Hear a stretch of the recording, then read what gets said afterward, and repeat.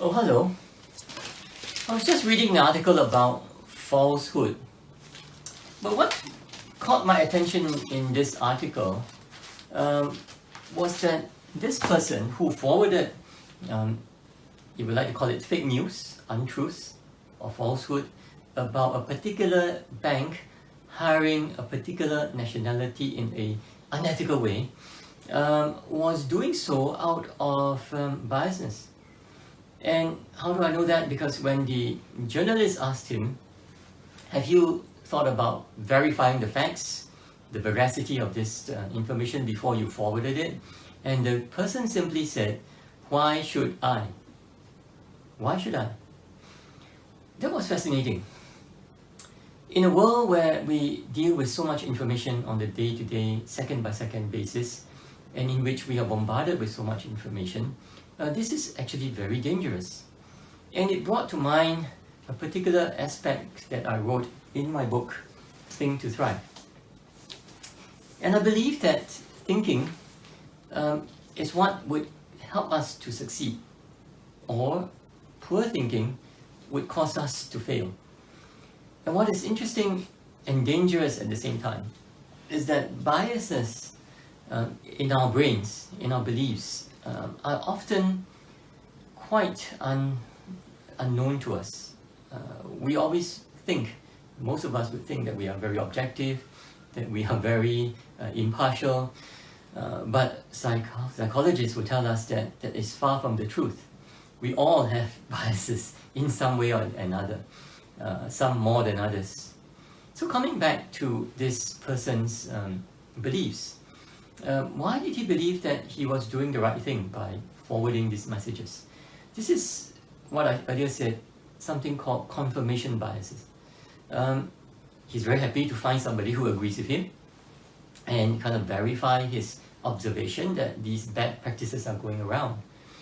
But what is also quite often a stumbling block for all of us would be what is called anchoring biases, meaning we come across information, experiences, and even possibly truths that we knew many years ago.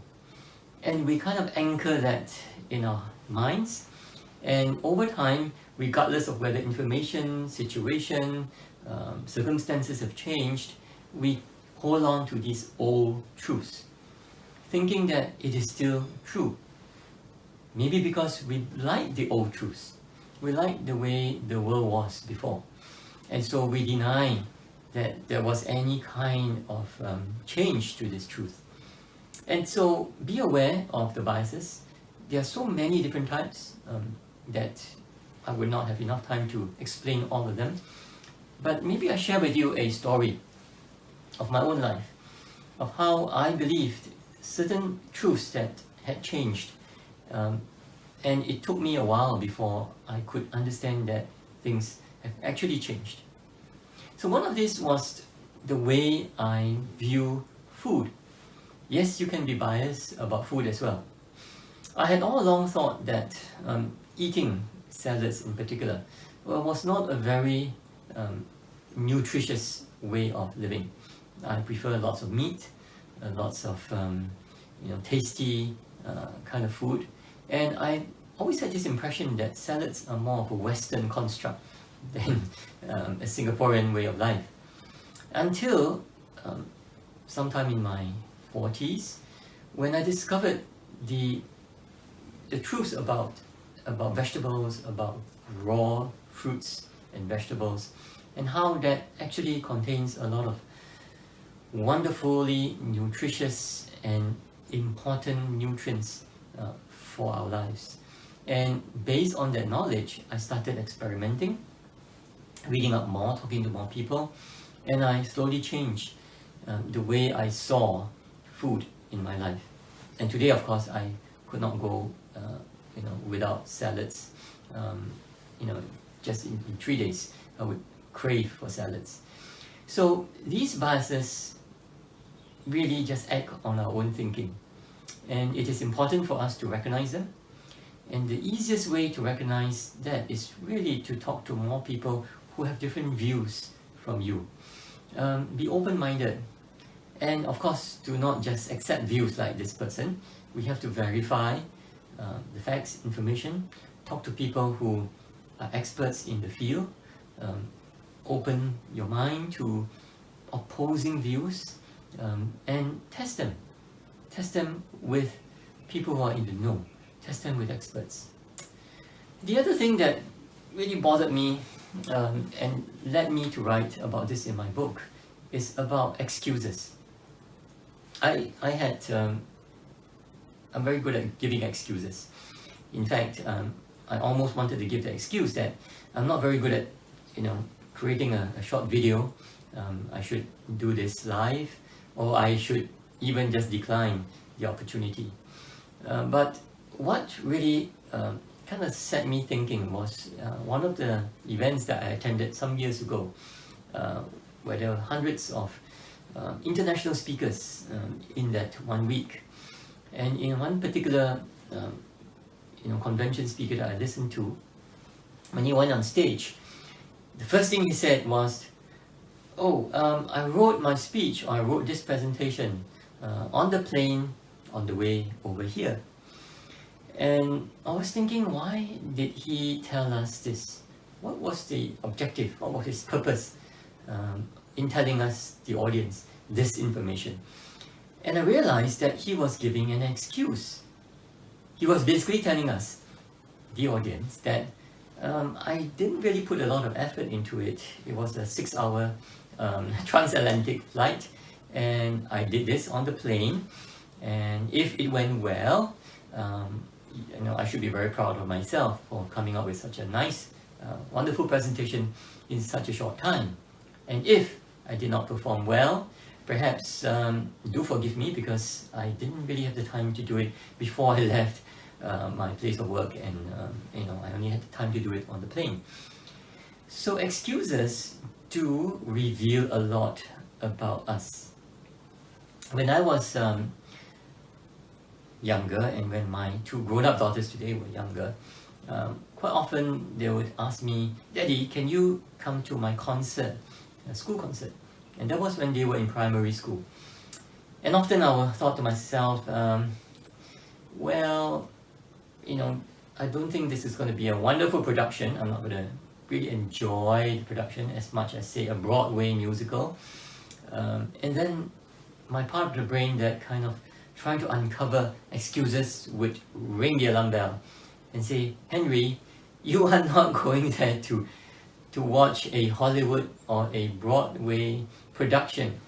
You're there to support your daughter. You're there to give her moral support, to understand her more, to encourage her."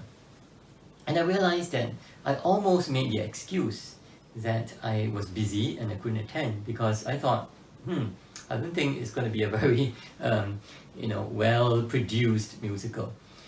And then it started me this whole thought about, so what other excuses am I giving myself? And so when the time came for me to choose if I were to do a doctorate program, I almost wanted to give myself the excuse that I'm kind of old, I'm over the hill, I'm not going to be able to study, to do the research. And then another excuse popped up to confirm my excuse, to say, yeah, you're kind of busy at work. What are you doing? Why do you want to do this? And I knew very clearly why I wanted to do that program, because I wanted to understand how research was conducted, and I wanted to understand, when I read other people's research, how I could improve on it, or how I could understand how it came about. And so I realized that the excuses I was making was really my brain telling me, Henry, it's going to be a very tough journey, do not do it. Of course, I ultimately did it, and I only got my doctorate when I was 50 years old, after spending many years and many hours away from my family and away from my work. But I was glad I did it, and I'm very glad that I discovered excuses that were just plainly excuses. So what excuses are you giving yourself these days? Tiredness, age, financial constraints, COVID-related excuses. Most recently, I'm quite sure a lot of businesses and a lot of entrepreneurs are just basically telling each other, my business has fallen, maybe decimated by the COVID situation, which is true.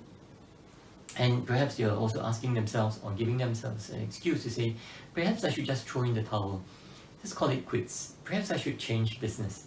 Perhaps I should just give in to this current situation and not fight anymore. Are these excuses?